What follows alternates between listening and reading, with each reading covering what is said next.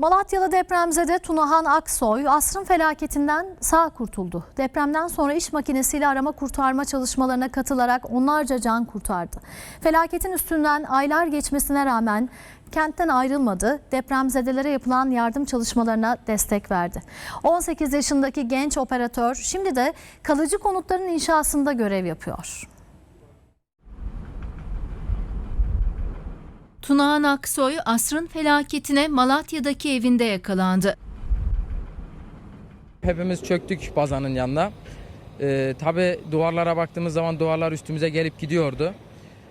O korkuyla biraz bekledik. Deprem durduktan sonra dışarı kendimize attık. Ailelerimize baktık. Herkes sağlamdı çok şükür. 18 yaşındaki genç operatör ailesiyle birlikte önce güvenli bir yere taşındı. Ardından da enkaz altındaki afetzedelerin yardımına koştu. Olağanüstü çabalarıyla onlarca cana dokundu. Ya ilk gittiğimiz anda dediler ki arka taraftan ses geliyor.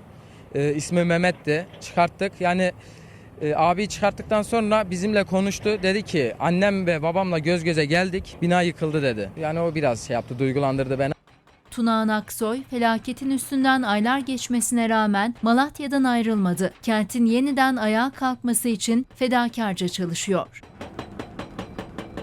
Asrın felaketinde iş makinesiyle enkazlara girerek onlarca kişinin canlı olarak çıkarılmasına vesile oldu. Genç operatör şimdi depremzedelerin güvenle yaşayacağı kalıcı konutların inşa edilmesi için görev yapıyor. Genç operatörün tek isteği ise Malatya'dan ayrılan depremzedelerin bir an önce kente dönmesi.